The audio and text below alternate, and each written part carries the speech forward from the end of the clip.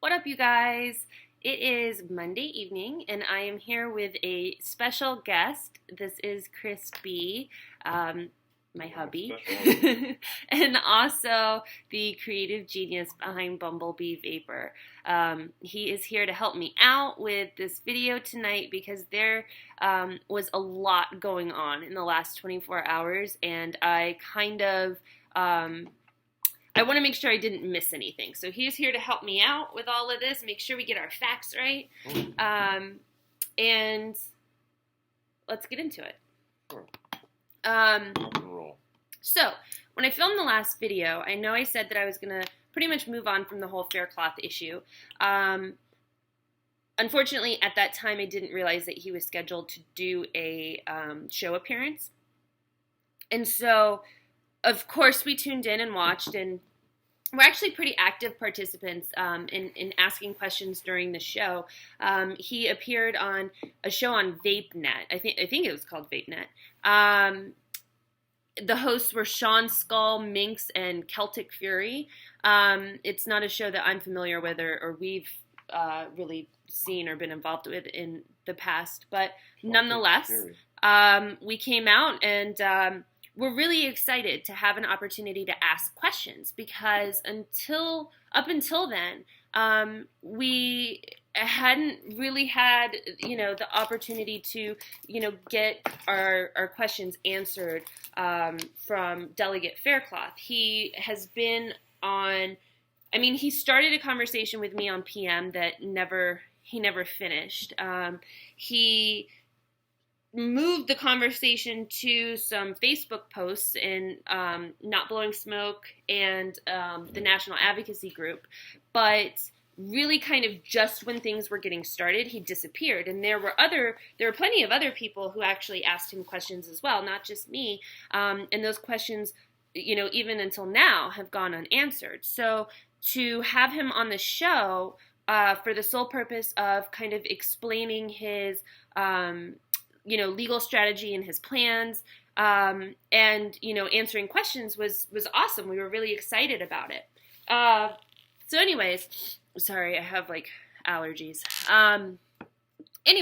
So the show, we go into the show. They started by saying, everybody needed to behave themselves, no drama, no, negativity or anything like that. They were very grateful to, Faircloth for coming out and giving us all the opportunity to hear more from him. And they did say that the show was not being recorded, that it was illegal for anyone to record the show, which we have actually found out is not true because it is on a public domain. Yep. And it is shown for the sole purpose of being shared with an audience. So that wasn't true. However, Faircloth did gleefully state that it is punishable by law to record it, which was a little ironic for us because just a couple weeks ago, he broadcast the proceedings from the West Virginia House when they were voting on the vaping ban. And he went on another show and told the story about how, he did record and broadcast the show, and it was illegal to do so. And when they asked him about it, he lied. And so he got a slap on the wrist, and that was kind of his haha moment that he was sharing on the show. So it was a little ironic that, he was sitting here talking about laws and punishments for something that he had done a couple weeks prior. Nonetheless, he cursed quite a bit, way more than I expected out of, from a politician. I curse like a sailor myself, but for God's sake, as a white-collar professional, I would expect him not to do so when, in a public setting. But so that was a little surprising. He did go off on a bit of a rant talking about how he hates lies and he hates liars. However, How ironic. However, when he was asked how long he's been vaping, he said 2 years. But on the last show he was on, he said he'd been vaping for 1 year. And on the show before that, he said that he has been vaping for 6 months. And I assure you guys that these shows were not taking place 6 months ago and a year ago. So there's a little bit of confusion as far as his, past history with vaping and how long that's been going on. So the show started with just kind of like a general, let's get to know you kind of a thing. Tell us about yourself, blah, blah, blah. I'm going to start with the questions that were just kind of general audience questions, and then I'll get into the other questions that, I asked and a couple other like-minded people asked. He was asked if he's attending the VTA conference that's happening this week, and he said that he has many meetings, but he will try. There has not been any update or any word that he did show up to the conference.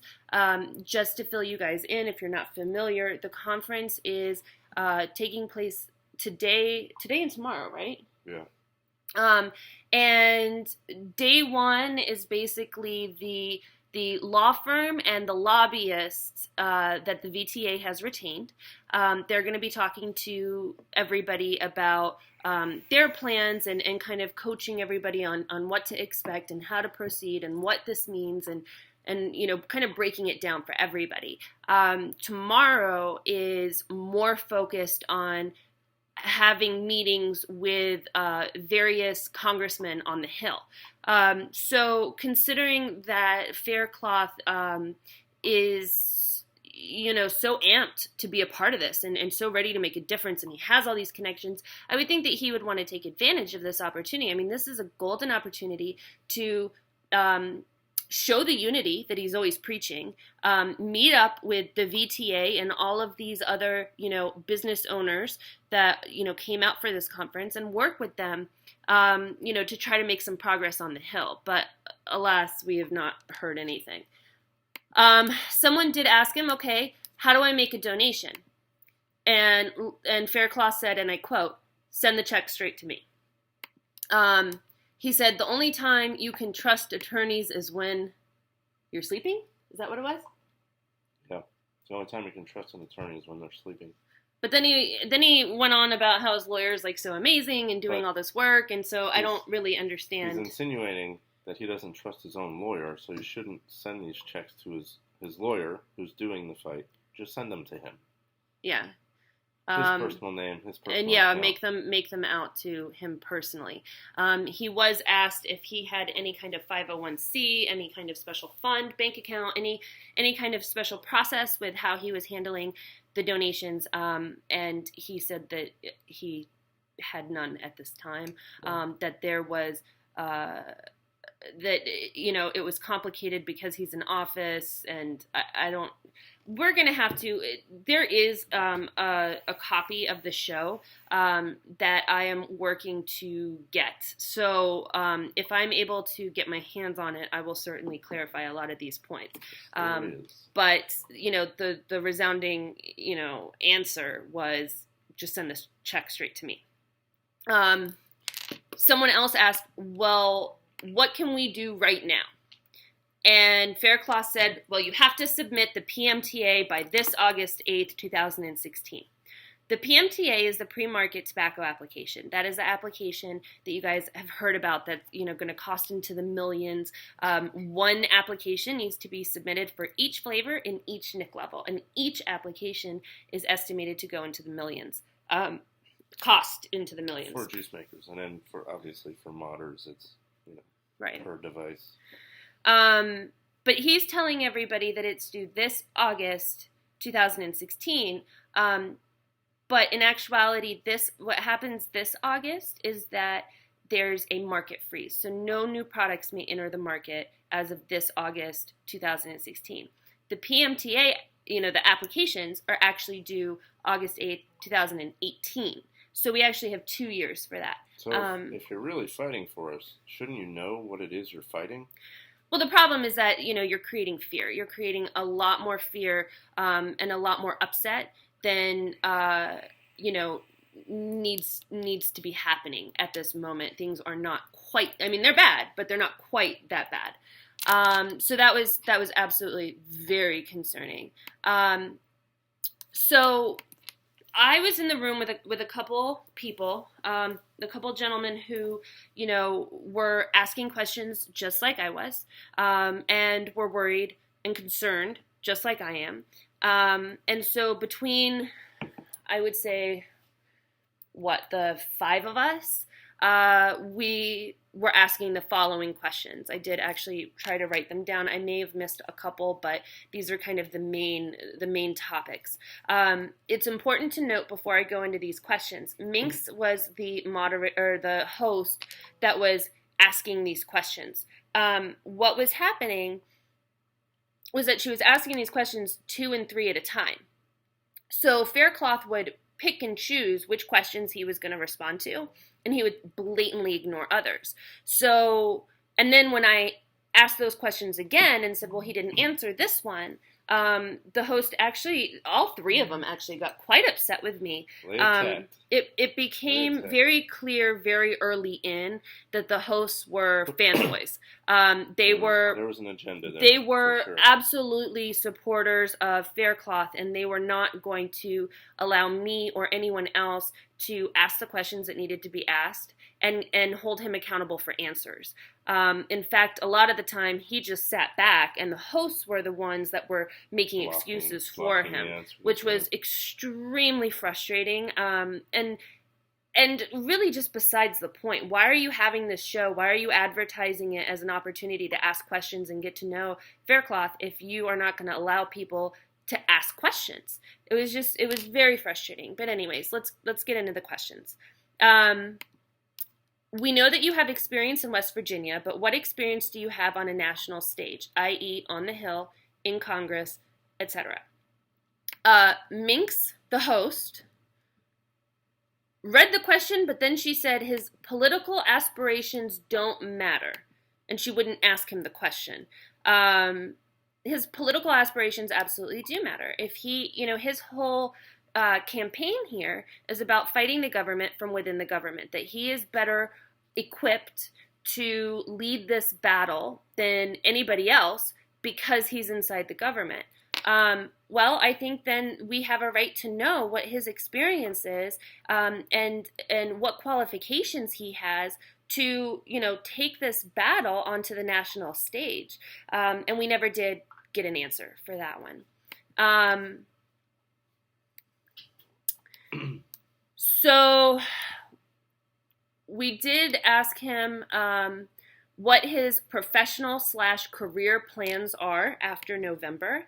He said he has no plans professionally after November when he's out of office. I know a lot of people have messaged me in the last few days, and we're very surprised to hear that he is out of office this November, because obviously that's not a fact that he is advertising. But I think it's really important to note that. The fact that he has no plans after November is very concerning, because this battle, is going to last a whole lot longer than November. And if he's taking, I think right now his donations, a couple people actually tallied up his donations. You can see what people are donating, but the bar where it tells you the total amount of donations is made private. So they've tallied them up one by one, and they've gotten, he's gotten to date well over $25,000 in donations just through the GoFundMe. That's not including whatever donations he's taken in personal checks. I know he was holding up a bunch of checks during his live feed at Golden Corral. And then obviously the proceeds for Larry's throat punch, which we did ask him what Larry's throat punch means. When I asked it, they ignored me. Somebody else did ask it later. They did ask him that time because it came from someone else. And he told a completely different story. He had been on a previous talk show, or internet TV, vape show, whatever. and said that that Larry's throat punch came from a time when he was, I guess, things got heated in the house between him and another politician, and he and that politician ended up in the restroom, and he throat punched that politician. So that's where it came from. That's what he said a couple weeks ago. Well, he changed his tune this time, and I admit I did not catch the greater details of that story, because when I realized he wasn't going to tell that story, I was getting bombarded in the chat and kind of turned my attention there. So Chris was listening for me. We said, so, we all know that you're out of office after November 30th. What happens after that? Your whole campaign is, fighting the government from within the government, but you're not in the government. So how is that going to affect your plan here? And he said, well, I'll still retain dignitary status after November. I'll retain my ID, my tags, my status. What status that is, I'm not sure, because he's no longer a politician. He's no longer an elected official. So the only status I could think of would be former elected official. But again, I guess he said that what that affords him is that he can still attend session. He just doesn't get a green or red button. So I said, so just to clarify, you can attend sessions as the general public but cannot speak or vote. And he corrected me and said, well, if you're a member of the general public, you can't attend sessions or closed sessions, but he has special rights as a former elected official, that he can attend the sessions and he can converse with them and he can sit next to them, but he can't press the button. There's no voting so power. He can't vote, is what that means.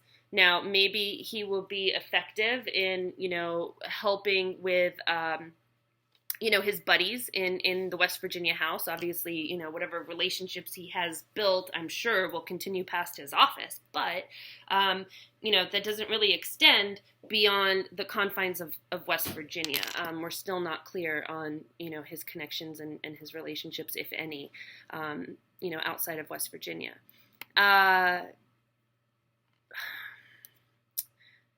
This question the host refused to ask. She was really upset with me for asking this, but I think it's important to ask. I'm not trying to be, rude or create issues. I think it's an important question. Don't you worry that by creating an e-liquid, your objectivity has now been called into question, and you will fail to be taken seriously as an impartial party by politicians on the Hill? After tap dancing and taking plenty of heat from all three hosts, he finally answered it, and he said, well, I'm not a manufacturer, I'm a consumer, so no.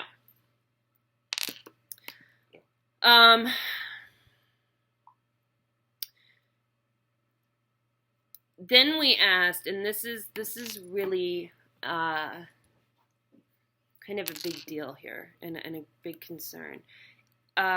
Is it in violation of West Virginia ethics and law by accepting donations, or to accept donations for a personal lawsuit? And that's where Minx went off on me and went nuts. She stopped the entire show. She accused me of having an agenda. She wanted to know what my agenda was. Who really has the agenda? And really, the minute she got super aggressive with me and confrontational with me and really just rude, is when everything exploded in the chat. There were a lot of people that weren't happy with me in the chat, but that's where it really, really got bad. And it became more of a debate between me and her, with Faircloth just sitting back watching the whole thing, like someone passed him the popcorn. Because she was protecting him. She wouldn't ask the question. I said that it's important to ask these questions if people are giving him money. If he has $25,000 made out to him personally, I think it's fair to ask, especially of an elected official that is elected to serve the people. We have the right to ask questions. And last I checked, this is America, free speech. Obviously, she's not familiar with that, nonetheless, anyway. He finally did say that He is not in violation of West Virginia ethics and law because he has no 501c and no really established fund to accept, any donations or whatever. I actually did post the link to the West Virginia Law of Ethics page that clearly states that you cannot take money from constituents or from the people while you're in an elected office. There's a term for that, and it's escaping me. But anyway, he pretended during the show. So we were very curious to see how he was going to handle me, because obviously we've already spoken. He knows about my videos. He, I'm sure, was expecting me to come out last night. So one of the hosts did say something about me, and he goes, "Oh, I don't know who that lady is." Then later, obviously I kept coming up. So the second time he said, I don't know what that lady's problem is. 1 minute she does a video saying she loves me. The next minute she says she hates me. Well, like 5 minutes ago you said you didn't know who I was. Then by the end, he said that I'm a shop owner from Virginia, which is obviously incorrect. And then he threatened me. The host got all riled up. They're talking about I have an agenda and I'm not a good person and I'm dividing the industry and all this crap. And he threatened me. There was enough chaos going on in the chat. There was enough chaos going on amongst the hosts that I don't think everybody caught it, but there are plenty of individuals who did catch it. What happens? What happens when you corner a snake? He strikes. He strikes. And Lena cornered a snake, and he's got a little bit of a temper. He does. And this is what we know about him now. We know that he's a liar, and we know that he has a temper, and he does not like me. That I bring it out of him. So, he did threaten me and my business, and I'm quite frankly not super worried about it. I mean, Not at all worried. I've been taking follow through with your threat, please. No, stop. I've been taking a lot of heat in the last couple of days, but it's been really bad in the last 24 hours. But at the same time, I know that I, in a way, asked for it. I expected it when I put up the videos that were against, popular opinion. I knew that it was, people were going to come for me. They were not going to like what I have to say. People are scared. He's saying all the right things. They don't want to believe that they've put their money and their time and their hope into the wrong person. And so when I come along and I put out, all of these things that are less than favorable, it's easier to attack me and discredit me than it is to take a serious look at him. And by the time we figure out who he really is, I fear it's going to be too late.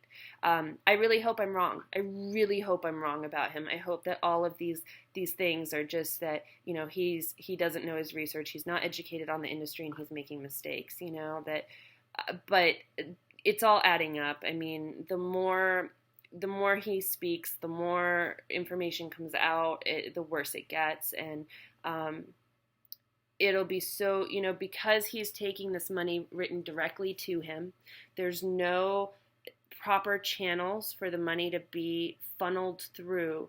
What's to stop him from getting out of office in November and walking away with everyone's money? I'm not worried about myself. I mean, I am worried about myself and I'm worried about our future in this industry, but you guys, I'm worried for you. And the ones that are attacking me, you guys are the ones that I'm sitting here speaking out to try to protect. Like, that's what you guys don't get. I'm not trying to create, discord and, a division in the industry, but And one of the things that they kept saying to me, I mean, I think it says a lot about his credibility, the fact that he refuses to work with CASA and SFATA and Not Blowing Smoke and the Vaping Association. And Greg Conley actually did come out, I believe yesterday, in Not Blowing Smoke and said that he has not spoken with Faircloth in at least 2 months. So there's another lie. Mr. So, Faircloth, come on, you guys. I mean, what else do you need? We are trying to protect you guys. Look, we don't have an agenda. We don't. We're taking hits for it. I don't enjoy this. Other people have come into this industry before and ripped people off for hundreds of thousands of dollars and disappeared. Mm-hmm. We don't have an agenda other than to help protect this industry and protect you guys. That's it. There is no agenda. The reason why it is so important that Faircloth teams up with these other organizations, everybody keeps saying, well, we need to come at them from all angles, and, you know, the more people involved, the better. I understand the logic in that. I really do. I get the reasoning. However, this is what you guys need to understand. The FDA, the, you know, big tobacco companies, the pharmaceutical companies, they have more money than we do. They have more power and more connections than we do. They are waiting for us to screw up. And all it's going to take is one misstep, one mistake, one misspoken word from one attorney in one lawsuit, and it's game over. They will annihilate us. And that's what y'all don't understand. I am not a lawyer. I am not a lobbyist. And I've never claimed to be. I am just putting forth the information given to me and shared by these professionals. We have a serious issue. We really do. I hope that you guys will open your eyes. I hope that you will listen. To those of you who have reached out to me in the last couple of days to show your support, it means more to me than you will ever know. And it's been a welcome and refreshing change from the constant defending that I've had to do of, you know, my character and my business and my marriage and pretty much everything in my life. A lot of people are using this as an opportunity to, you know, further their own agendas, and it's really unfortunate. It's really sad. I hope that we can all work together. I hope that Faircloth can either, you know, get on board or get out of the way. Let me make one last point. If Faircloth was on the up and up, he would just straight up just answer these questions. Instead, he's turning it. He's making it look like we're attacking him. He's playing the victim. Yeah, he's sending people after us. Guilty people do that. Guilty folks play the victim. And I understand that maybe he can't disclose his legal strategy. We don't want to know your legal strategy. But nobody's asked for that. We've just asked for... I mean, you guys heard the questions. I'm going to put the questions up on my blog so that you can see in black and white. And I hope you guys will use them and ask them as well. This is important. This is really important. If you guys care about the future of vaping as much as you say you do, well, here's your chance to prove it. If you don't agree with me, if you don't like what I have to say, don't listen, don't watch. I wish you all the best. Good luck. You're going to need it. To the rest of you, thank you for watching. I'll have another video coming soon to kind of address, you know, the FDA blowing off Senator Johnson again, the flavor ban that's been removed. I mean, there's other stuff going on that's important to note, but unfortunately, we've been kind of sidetracked with all of this. Anyway, if you're still with me 30 minutes in, you rock. Thank you so much. We'll see you guys next time. Good bond. Bye.